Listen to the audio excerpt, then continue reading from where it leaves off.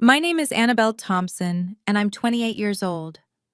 4 weeks ago, my parents sold my grandmother's antique piano, the one she promised would be mine, and used all $95,000 to buy my sister a brand new Mercedes. They thought Grandma was too sick in hospice to ever find out. They thought I was too weak to tell her. They were wrong. When I finally told Grandma what they'd done, she didn't cry. She didn't scream. She simply reached for her phone, dialed one number, and said 7 words that would destroy everything my parents thought they owned. Before I tell you what those 7 words were, and what happened next at my mother's 60th birthday party, please take a moment to like and subscribe, but only if you genuinely enjoy this story. Drop a comment, and let me know where you're watching from and what time it is there. Now let me take you back to the day it all started, the afternoon my grandmother was admitted to hospice. The call came on a Tuesday afternoon, right after my last piano lesson of the day. "Eleanor's had another heart attack," my father said. No greeting, no warmth. "She's stable, but they're moving her to hospice. Family meeting at the hospital in an hour." I dropped everything. By the time I arrived, my parents and my sister Megan were already huddled in a corner of the waiting room, speaking in low voices. My father, Richard Thompson, stood with his arms crossed. My mother Diane clutched her designer purse like a lifeline, and Megan, 4 years younger, always the favorite, was scrolling through her phone, barely looking up. "Good, you're here," my father said. "We need to divide responsibilities. Not, how are you holding up? Not, this must be hard for you. Just logistics. Someone needs to visit Mother daily," he continued. "Diane and I have the business to run. Megan's in a critical phase with Daniel's family." Daniel Harrison. Megan's boyfriend of 8 months, son of my father's most important business partner. "So, Annabelle," my father looked at me like he was assigning a chore. "You'll handle the visits. Your schedule is flexible. Teachers don't exactly work overtime." I wanted to say that I taught music to 37 children every week, that I ran after-school programs, that my time had value too, but I didn't. "Of course," I said quietly. "I want to be with her anyway." "Perfect." My father was already turning away. "Keep us updated if anything changes." As I walked toward Grandma's room, I heard my mother's voice drift down the hallway, meant for Megan's ears alone. "At least she's useful for something."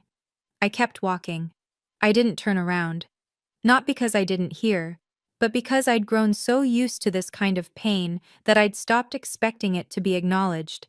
Grandma Eleanor's room smelled like lavender and old books. She insisted on both.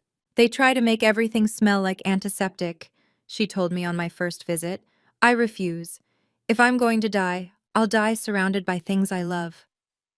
She was 76, sharp as a blade, and dying of congestive heart failure. The doctors gave her weeks, maybe a month or two if she was lucky. I visited every day after school.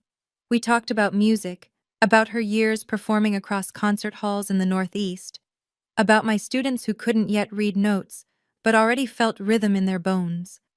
One evening, she reached for my hand. Her grip was weaker than I remembered, but her eyes were fierce. "Annabelle, I need you to know something." "Anything, Grandma." "The Steinway." She paused, letting the words settle. "My mother's piano, the one from 1892. I knew it well. I'd learned my first scales on those ivory keys when I was 7 years old. That piano had been the soundtrack of my childhood, the only place in the family where I felt truly seen. "It's yours," she said firmly. "I've already told Richard and Diane. Told them last month, in front of everyone. That piano belongs to you." I remembered that conversation. My father's jaw tightening. My mother exchanging a look with Megan. My sister rolling her eyes and muttering something about sentimental junk. "Grandma, you don't have to." "I want to." She squeezed my hand. "You're the only one who understands what it means. Promise me you'll take care of it." "I promise." She smiled then, a knowing smile that seemed to hold secrets I couldn't yet see. "There are some things more valuable than money, child, and some people who need to learn that lesson the hard way." 2 weeks later, everything changed. Grandma had asked me to bring some old photographs from her house, pictures of her performing days, images she wanted to see one last time. I still had a key, so I drove over after school on a rainy Thursday afternoon. The house was quiet, too quiet. I walked through the foyer, past the dining room, and into the living room where the Steinway had stood for 30 years. The space was empty. I stopped breathing. Where the piano should have been, there was nothing but a rectangular indent in the carpet, a ghost of something that had lived there for decades, now violently removed. My hands were shaking as I pulled out my phone. "Mom," my voice cracked. "Where's Grandma's piano?" A pause. Then my mother's voice, casual and dismissive. "Your father handled it. Adult matters, Anna. You don't need to worry about it." "Handled it how? Where is it?" I said, "Don't worry about it." "Mom." Click. She hung up on me. I stood in that empty living room for what felt like hours, staring at the indent in the carpet. The rain pattered against the windows. Somewhere in the distance, thunder rolled. I drove to my parents' house that evening. My father answered the door with a glass of scotch in his hand, looking annoyed at the interruption. "The piano," I said. "What did you do?" He didn't even flinch. "Sold it. Got 95,000 for it. Good price." The world tilted. "You sold it? Grandma said it was mine." "Grandma's dying, Anna." He took a sip of his drink. "She doesn't need a piano, and neither do you." Behind him, I heard the jingle of car keys. Megan appeared in the hallway, grinning. New keys. For a new car. "You bought her a car." My voice was flat. "With Grandma's piano." My father shrugged like I'd asked about the weather. "Mercedes-Benz. Megan needs to make the right impression on the Harrisons. Daniel's family is particular about appearances."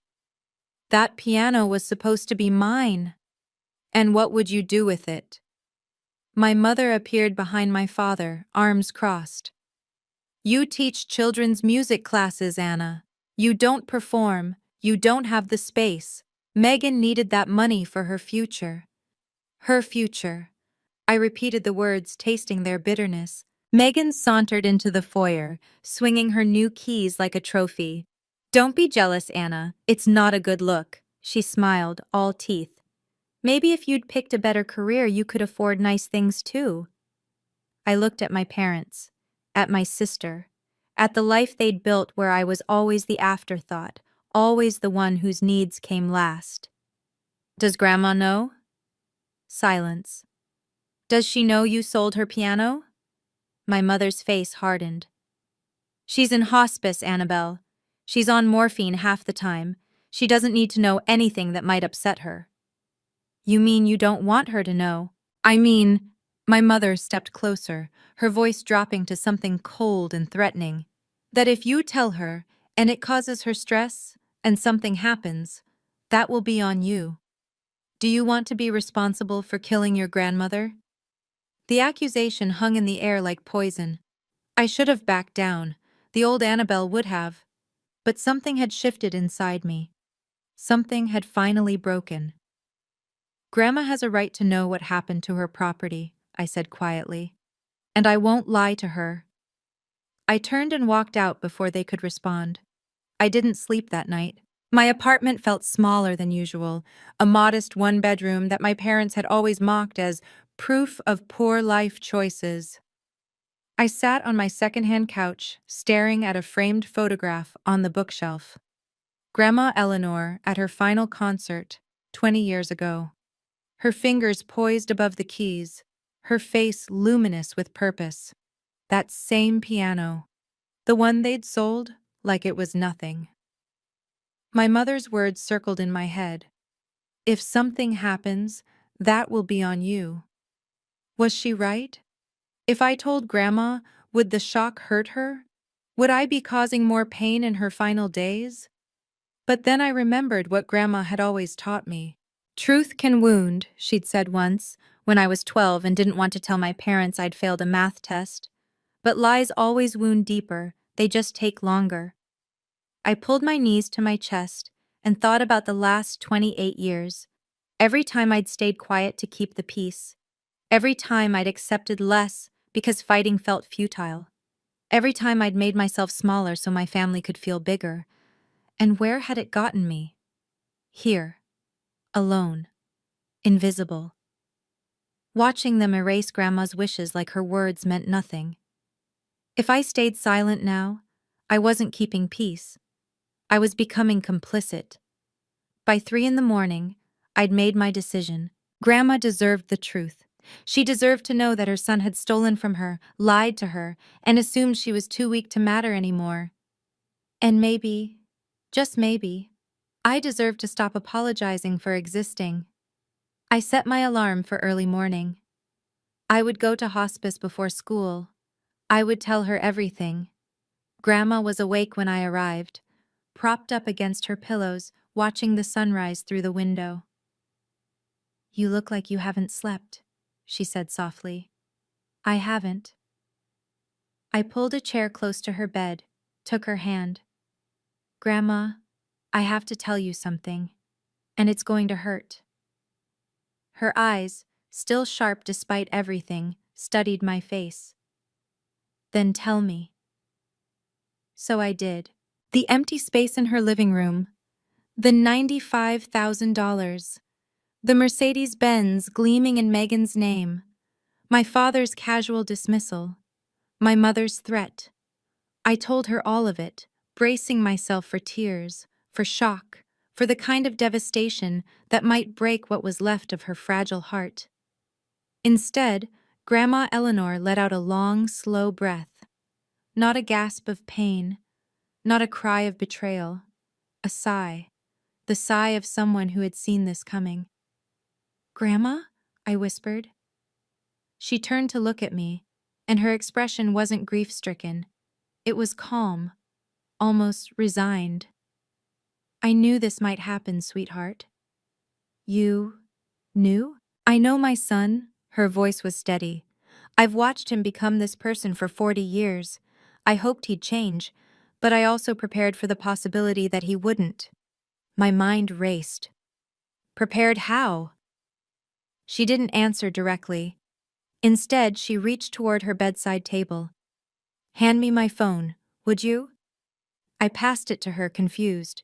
She scrolled through her contacts with surprising dexterity, found a name, and pressed call. Then she put it on speaker. 3 rings. Then a man's voice, deep and measured. "Eleanor, how are you feeling?" "I'm dying, Harold, but I'm clear-headed. And it's time." A pause. "I understand. When?" "Sunday. Diane's birthday party. At my house. I'll prepare the documents." "Thank you, old friend." She ended the call and looked at me with a small, knowing smile. "Grandma." I stared at her. "Who is Harold?" "Harold Jennings." She set the phone down gently. "He's been my attorney for 30 years. He was your grandfather's closest friend." "You have your own attorney?" "I have many things your father doesn't know about, Annabelle." Her eyes twinkled despite the exhaustion etched into her face. "Richard assumes he understands everything about my affairs. He's always assumed that. It's his greatest weakness." I felt like I was standing at the edge of something vast, looking down into depths I couldn't see. "What's happening on Sunday? At Mom's birthday party?" "Justice." Grandma squeezed my hand. "Delayed, perhaps, but justice nonetheless. I don't understand." "You don't need to understand everything yet." She leaned back against her pillows, suddenly looking more tired. "I just need you to do one thing for me. Anything. Come to the party, dress nicely, and bring your patience." A ghost of a smile. "The kind of patience I taught you when you were learning Chopin and wanted to throw the sheet music across the room." I almost laughed despite everything. "That bad?" "Worse." Her expression softened. "But necessary. Your father and mother need to learn that actions have consequences. And I've spent 5 years making sure that when the lesson finally came, it would be unforgettable." 5 years. She'd been planning something for 5 years. "Grandma, what did you do?" She closed her eyes, exhaustion winning out.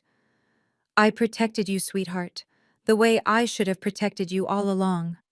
I'm only sorry it took me so long to act. I sat with her until she fell asleep, my mind spinning with questions. Harold Jennings. Sunday. My mother's birthday party in Grandma's house. Something was about to change. I could feel it. I just didn't know what. 2 days later, I found myself sitting in a small law office on the outskirts of Philadelphia. Harold Jennings was nothing like I'd expected. He was in his late 60s, with silver hair and gold-rimmed glasses, his movements slow but precise. His office smelled of old leather and paper, lined floor to ceiling with legal volumes. Annabelle Thompson. He extended his hand. Your grandmother speaks of you constantly.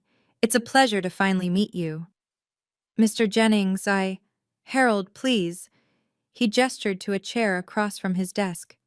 Sit. Your grandmother asked me to explain a few things before Sunday. I sat. My hands were trembling slightly. Your grandmother is a remarkable woman, Harold began. She's also far more astute than her children give her credit for. She's been observing and planning. Planning what exactly? He folded his hands on the desk. Tell me, Annabelle, do you know who owns the house your parents live in? They do. Grandma gave it to them when Grandpa died. Harold's expression didn't change. Is that what they told you? It's what everyone says. Everyone's wrong. He pulled a folder from his desk drawer and slid it across to me. Your grandmother allowed Richard and Diane to live in that house rent-free, but she never transferred ownership. Not legally, not ever. I stared at the document in front of me. The property deed. Eleanor Whitmore's name, clear as day, no transfer, no amendment. They've been living in her house for 10 years, I said slowly, thinking it was theirs. Precisely. My head was spinning. But why would Grandma let them believe? Because she was watching Annabelle. Harold leaned forward, watching to see if her son would prove her fears wrong. Unfortunately, he did exactly what she expected. That night, I returned to my apartment and began searching. Grandma had given me a box of old belongings years ago. Photographs, letters, pressed flowers from her garden.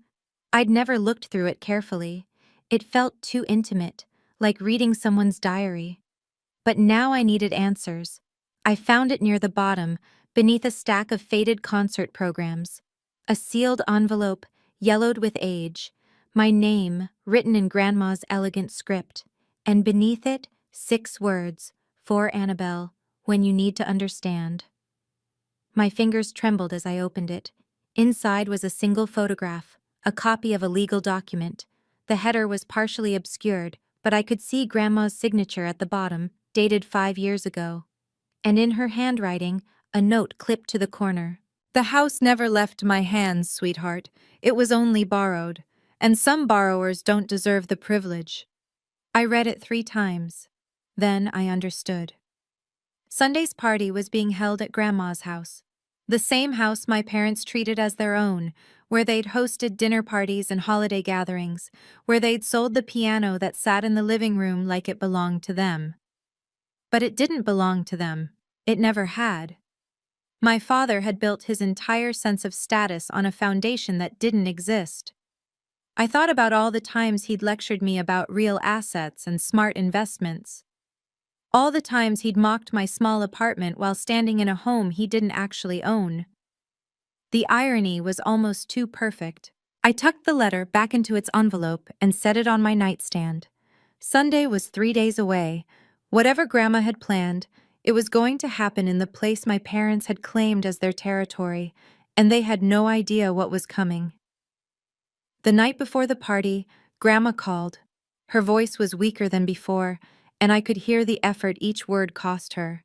But her mind was still razor sharp. Annabelle, are you ready for tomorrow? I think so. I paused. Grandma, are you sure about this? It's Mom's birthday. In front of all those people. That's precisely why it needs to be tomorrow. She took a slow breath. Your father sold my piano in front of everyone. He announced it at that family dinner last month like it was his decision to make. He didn't ask me. He didn't think about you. He assumed I was too weak and you were too quiet to matter. I closed my eyes. I remember. Then you understand why the lesson needs witnesses. Her voice softened. I'm not doing this for revenge, sweetheart. Revenge is empty. I'm doing this because it's right, and because you deserve to be protected, especially after I'm gone. Tears burned behind my eyes. Grandma, I should have acted sooner. I watched how they treated you for years, and I kept hoping Richard would change. That was my mistake. Love made me blind for too long. It's not your fault. Maybe not entirely, but I can still make it right. A pause. I don't have much time left, Annabelle. The doctors say weeks, but I think it's less. I can feel it, so I need to know. Do you trust me? Always. Then come tomorrow. Wear something that makes you feel strong, and no matter what happens, remember, you are not the villain in this story. You never were. We said goodnight. I held the phone against my chest for a long time after she hung up. Tomorrow would change everything. I just had to be ready to let it.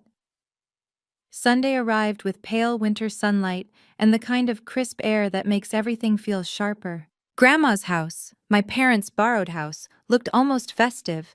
Someone had hung a happy 60th birthday banner across the porch. Cars lined the driveway and spilled onto the street. I parked at the far end and sat in my car for a moment, gathering myself. I'd chosen a navy blue dress, simple but elegant. Pearl earrings that Grandma had given me for my 21st birthday. My hair pinned back neatly, armor for a battle I didn't fully understand. Inside, the house buzzed with about 30 guests. Aunts and uncles I saw only at holidays, neighbors from the old days, a handful of my father's business associates. I recognized Mr. Harrison near the fireplace, Daniel standing beside him with Megan on his arm. The living room drew my eye immediately. The corner where the Steinway had stood for 30 years was empty. Someone had placed a large potted plant there, trying to fill the void. It looked ridiculous, a leafy green apology for something that couldn't be apologized away. My mother stood near the dining table in a red designer dress, accepting compliments like a queen receiving tribute. My father hovered nearby, working the room with practiced charm, and in the far corner, almost invisible among the crowd, sat Harold Jennings. His leather briefcase rested beside his chair. He caught my eye across the room and gave an almost imperceptible nod. I nodded back.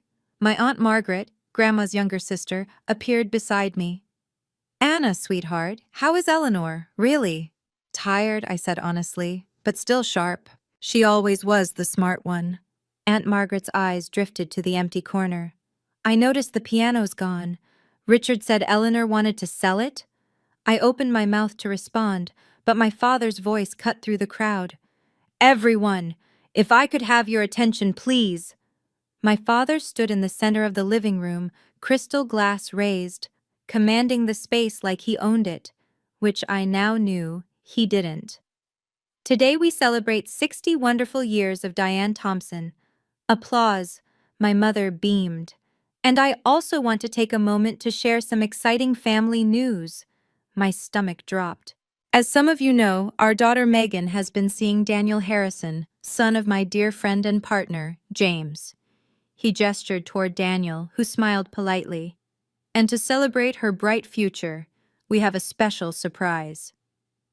He led the entire party outside, where a gleaming silver Mercedes-Benz sat in the driveway, a red bow perched on its hood. "A gift," my father announced proudly, "made possible by Grandma Eleanor's generosity. She sold her antique piano to invest in her granddaughter's future." Megan squealed, threw her arms around my father, and posed for photos beside the car. I stood frozen on the porch. He was doing it again, rewriting the story, making himself the hero while erasing Grandma's wishes entirely. A woman I didn't recognize leaned toward her husband. "Wasn't that piano supposed to go to the other granddaughter? The music teacher?" Her husband shrugged. "Guess plans changed." Aunt Margaret appeared beside me, her face pale. Anna, did Eleanor really agree to this? Before I could answer, Megan spotted me and called out, her voice dripping with false sweetness.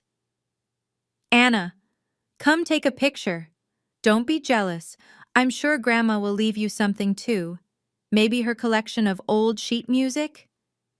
Scattered laughter from the crowd. My hands were shaking. My vision blurred with tears I refused to let fall. And then, behind me, I heard the click of a briefcase opening. Everyone began filing back inside, but Aunt Margaret blocked my father's path. Richard! Her voice was steady, but I could see her hands trembling. I need to ask you something. My father's smile didn't waver. Can it wait, Margaret? We're in the middle of... Did you ask Eleanor before you sold that piano? The question landed like a stone in still water. Conversations nearby stuttered to a halt. Mother is in hospice, my father said smoothly. She's not in a condition to make these kinds of decisions. We did what was best for... I spoke with her this morning. Aunt Margaret's voice grew stronger. She's clear-headed, Richard, completely lucid. And she told me you never asked her permission. You never even told her. More people were listening now. I saw Mr. Harrison frown, saw Daniel shift uncomfortably. My mother pushed forward, face flushed. Margaret, this is my birthday, let's not make a scene. A scene? Aunt Margaret laughed, but there was no humor in it. Diane, your husband sold Eleanor's most precious possession without her knowledge and used the money for a car. If anyone's making a scene, it's not me. The room had gone quiet. 30 pairs of eyes ping-ponged between my aunt and my parents. My father's composure cracked, just slightly. This is a family matter. It doesn't need to be discussed in public. Actually, a new voice said from behind us, I think public is exactly where it needs to be discussed. I turned. Harold Jennings was standing now, his briefcase open, a folder of documents in his hand. He walked toward the center of the room with the calm authority of a man who had done this 1,000 times. Good afternoon, everyone. My name is Harold Jennings. I'm Eleanor Whitmore's attorney. My father's face went white. The silence was suffocating. Harold positioned himself near the empty corner where the piano used to stand, a choice that felt deliberate. I apologize for interrupting the celebration, he said, his voice carrying easily across the room. But Eleanor Whitmore has asked me to address some urgent matters regarding her estate. Given the circumstances, she felt it was important that her family, and those close to them, hear this directly. My father found his voice first. My mother has an attorney? Since when? Since 30 years ago, Richard. Harold's tone was polite but cutting. I also represented your father. You would know this if you'd ever bothered to ask. Muffled gasps. Someone in the back whispered, Oh my God. This is outrageous. My mother stepped forward. Eleanor is dying. She's not in her right mind. Whatever papers you have. Mrs. Thompson. Harold raised a hand, silencing her. I visited Eleanor this morning. Her nurse Carol can confirm she is fully competent and lucid. She dictated specific instructions for today's meeting. He opened the folder and removed a document. Now I understand there's been some confusion about property ownership. So let me clarify. He held up the paper. This is the deed to the house we are currently standing in. I watched my father's face drain of color. Notice the name on the deed. Eleanor Whitmore, not Richard Thompson, not Diane Thompson. Harold paused, letting the words sink in. This house has never been transferred. It was never gifted. Your parents have been living here rent-free for 10 years at Eleanor's generosity. Nothing more. The room erupted in whispers. My father grabbed the edge of a chair, steadying himself. Megan stared at her father, confusion and panic warring on her face. And Harold Jennings wasn't done. That, he said quietly, is just the beginning. If you're still here, I'm guessing you're holding your breath the same way I was in that moment. Before I tell you what Harold revealed next, I want to ask you something. Who do you think actually owns that house? My parents. Because surely Grandma must have transferred it at some point. B. Grandma, because there's been a secret all along. Me, because the biggest twist is yet to come. Drop your answer in the comments, then keep watching to find out. My father's voice cracked. This is impossible. Mother said the house was ours. She promised. She promised you could live here. Harold set the deed on the dining table where everyone could see it. She never promised ownership. There's a significant legal difference, Mr. Thompson. I watched the realization spread through the room like wildfire. Mr. Harrison took a small step back from my father. One of the neighbors exchanged a knowing glance with her husband. For 10 years, Harold continued, you've enjoyed this property without paying rent, utilities, or property taxes, all covered by Eleanor's accounts. You've treated it as your own. You've even made modifications without permission. He glanced at the modern light fixtures my mother had installed last year. Legally, you are tenants at will, and the property owner has the right to terminate that arrangement at any time. You can't be serious. My mother's voice was shrill. We've lived here for a decade. We've invested in this house. Invested without authorization. Harold's expression didn't change. Any improvements you've made without written consent belong to the property owner, Eleanor Whitmore. Megan grabbed Daniel's arm. This is insane. Dad, tell them this is some kind of joke. My father couldn't speak. He was staring at the deed like it was a death warrant. I should also mention, Harold added, almost casually, that Pennsylvania law takes property fraud quite seriously.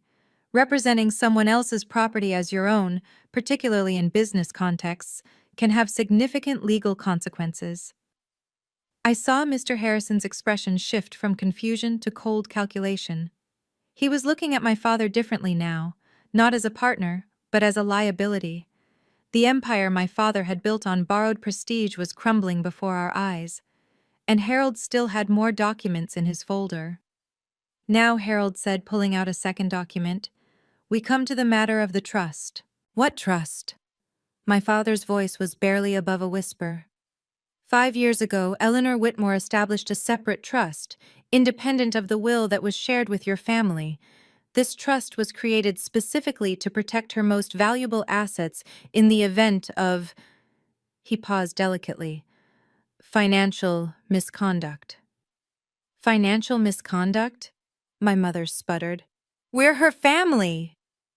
Family members can still commit misconduct, Mrs. Thompson, as recent events have demonstrated. Harold withdrew a thick document, its pages crisp and official-looking.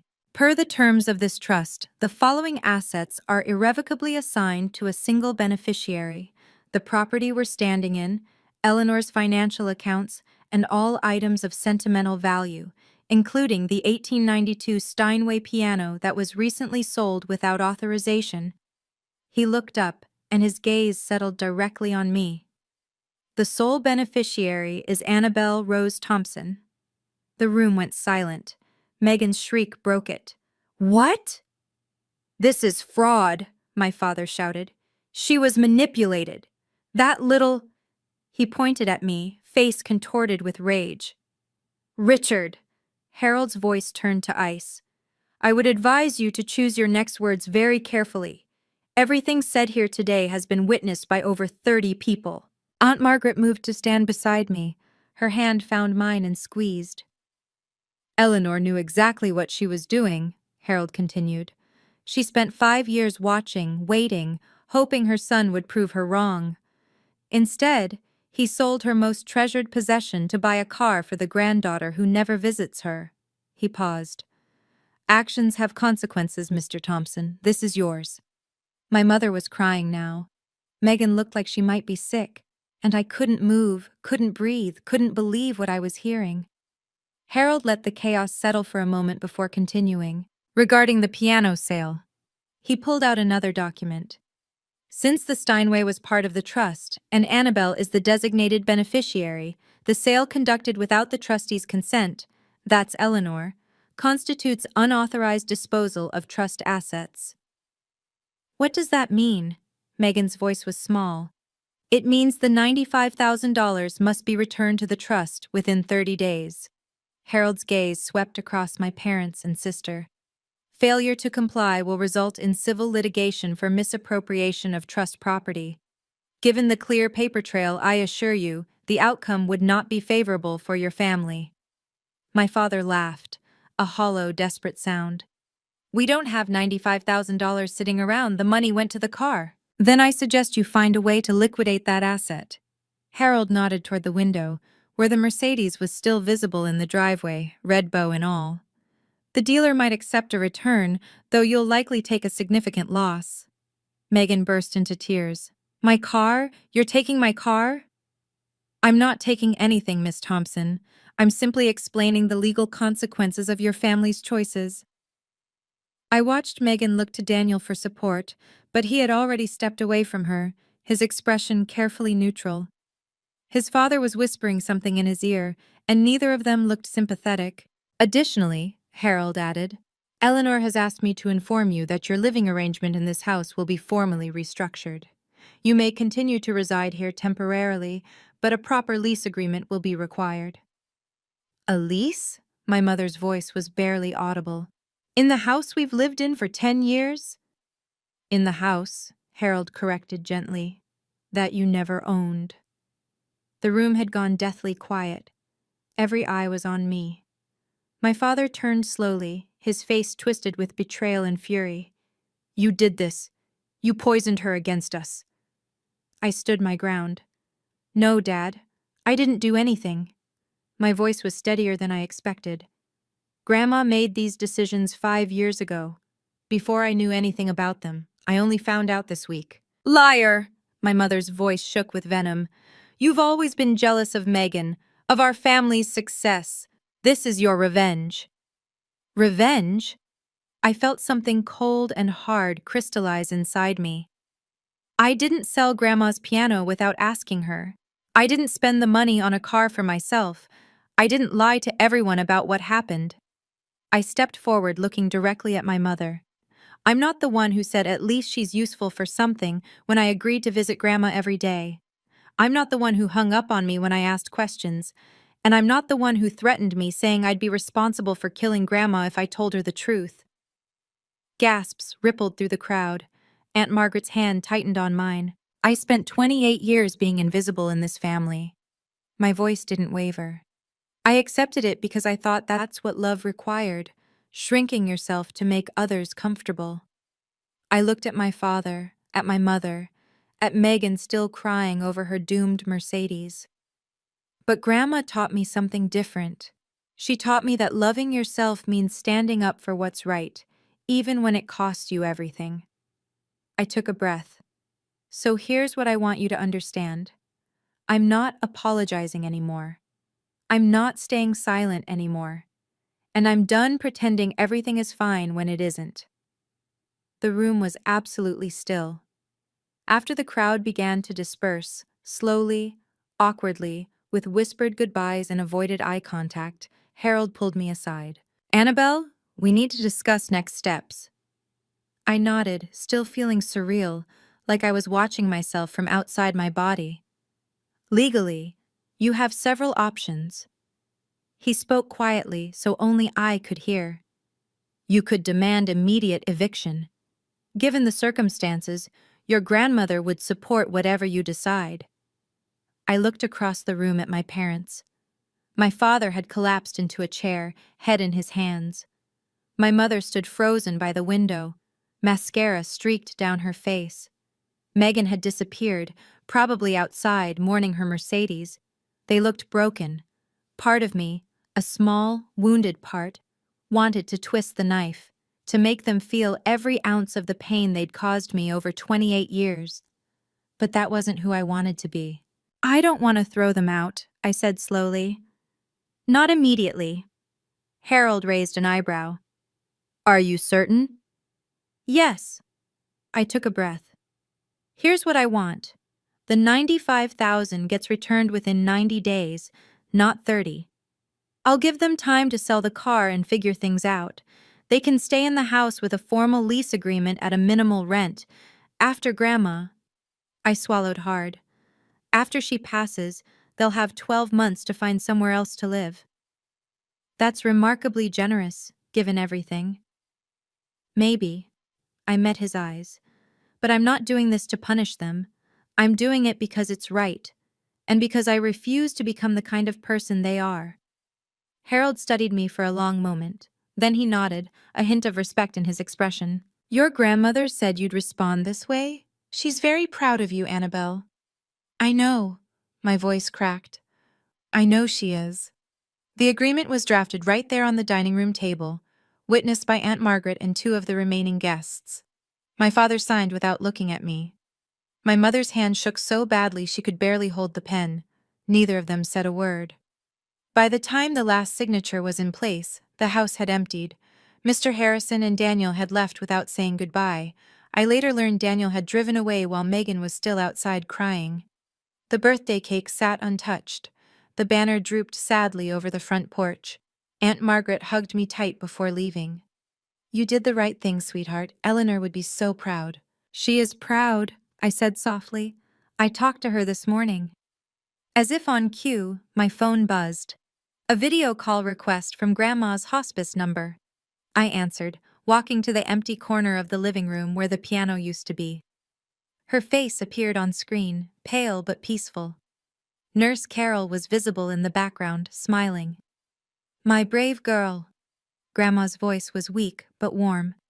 How do you feel? Terrified, I admitted. And relieved, and sad, all at once. That's how courage feels, sweetheart. It's never comfortable. I didn't throw them out. I gave them time. I know. Harold texted me. Her eyes glistened. You're a better person than they deserve, Annabelle. But that's why I chose you. I pressed my hand against the screen, wishing I could hold her hand instead. Thank you, Grandma, for everything, for protecting me. Don't thank me. She smiled, but it was tinged with sorrow. Just live well. Play music. Be happy. That's how you thank me. I will. I know you will, sweetheart. She closed her eyes. I know you will. I know a lot of you are probably thinking, so that's it? Did your parents ever change? The honest answer is complicated. Not every story has a perfect ending, but every story has a lesson. Before I tell you what happened in the months that followed, I want to hear from you. Have you ever had to set boundaries with family?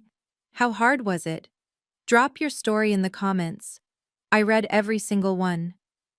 The first week after the party was chaos. News travels fast in small social circles, and the story of what happened at Diane Thompson's 60th birthday spread like wildfire. My father's business partners suddenly became unavailable for meetings. Old friends stopped returning calls. Mr. Harrison formally withdrew from the joint venture they'd been planning. When my father demanded an explanation, the response was cold. I can't do business with someone I can't trust, Richard. If you'd deceive your own mother, what would you do to a partner? The deal would have been worth over $200,000, gone in an instant. Megan had to return the Mercedes. The dealership only offered her $80,000, $15,000 less than my parents had paid. She screamed at the salesman for 20 minutes before finally signing the paperwork. Daniel broke up with her 3 days later via text message. My family thinks it's best if we take some time apart, the message read.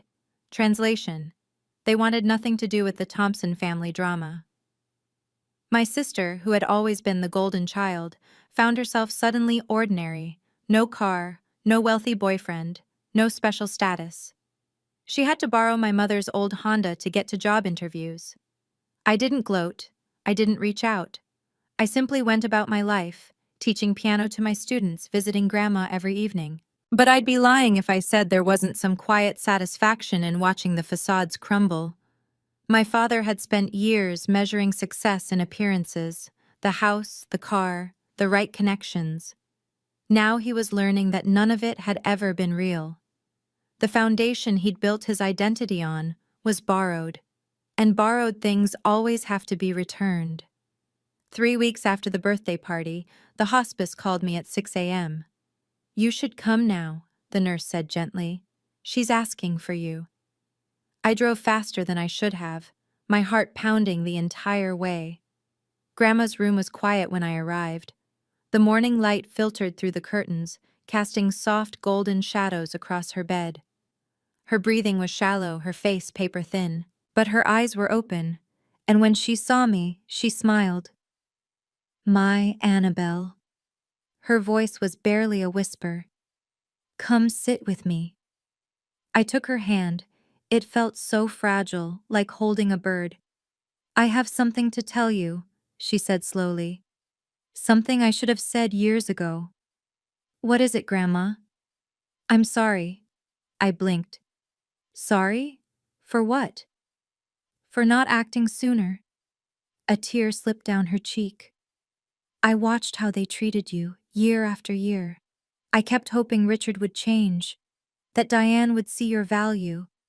I made excuses because I didn't want to believe my own son could be so—" She trailed off.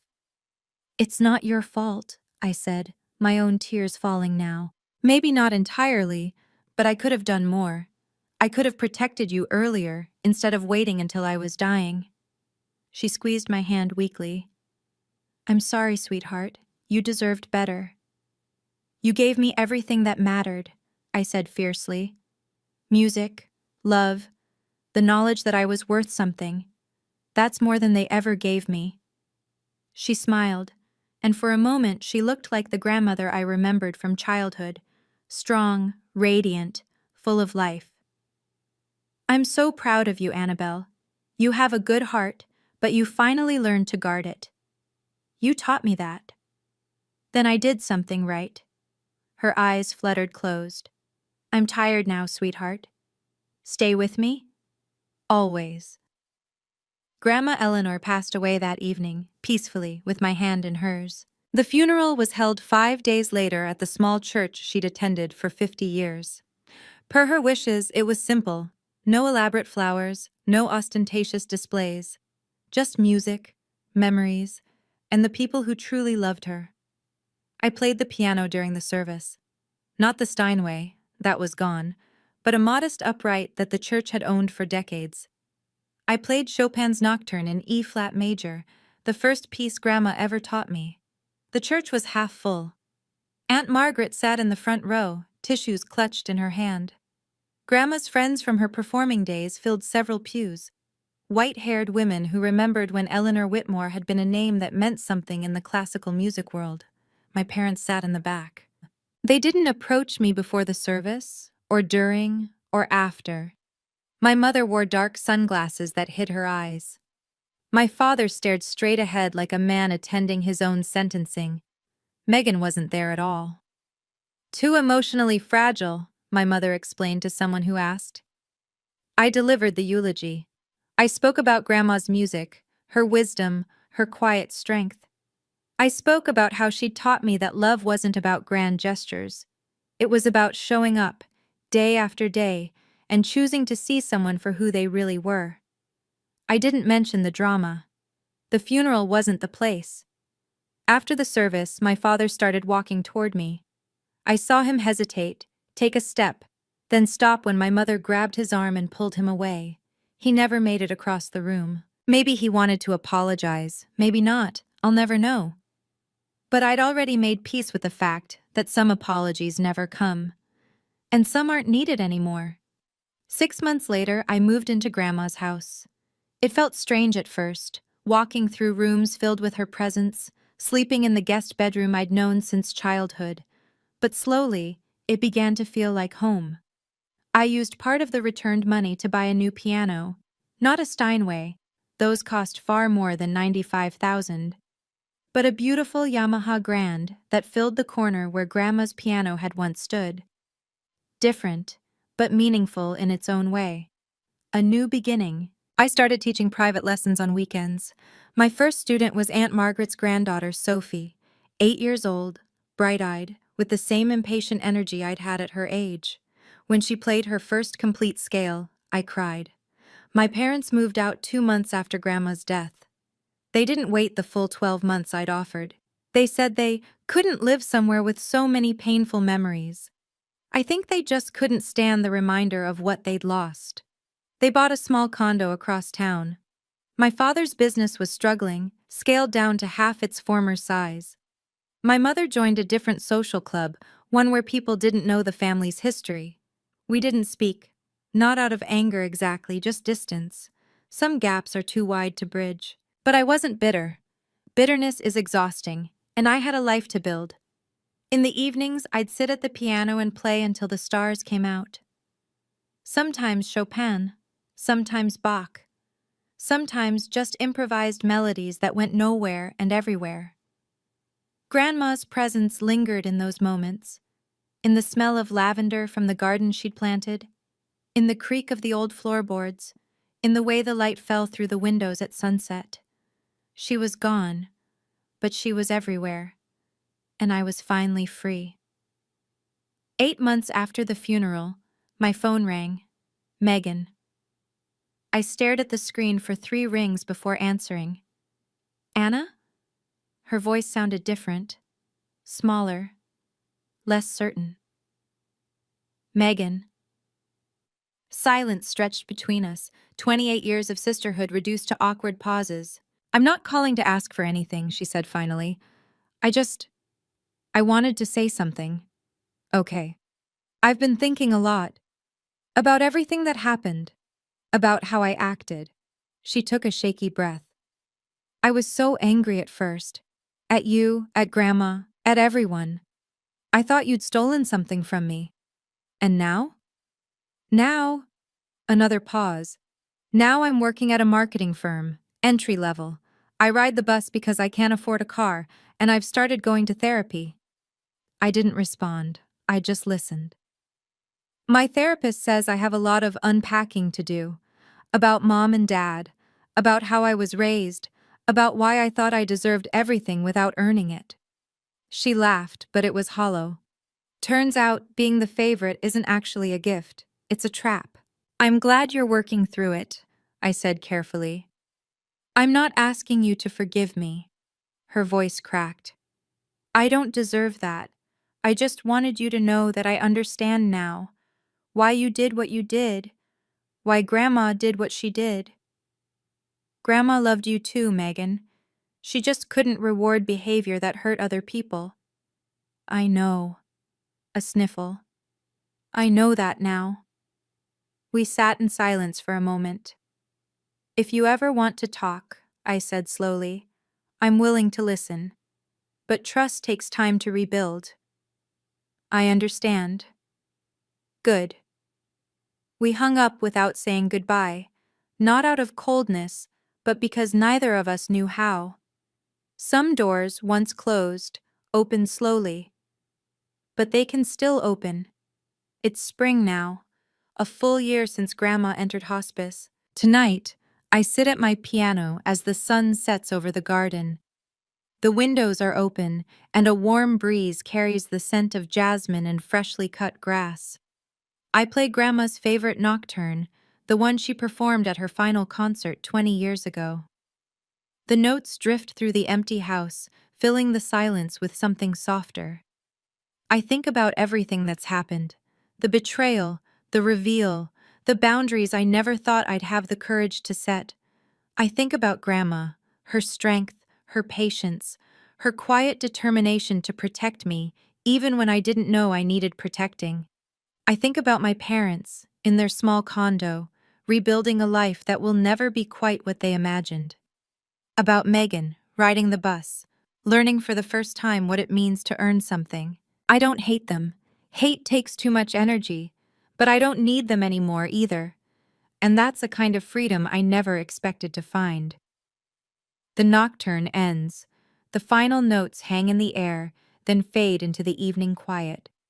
I look at Grandma's photograph on the piano, her at 60, radiant, fingers poised over the keys of the Steinway I'll never play again.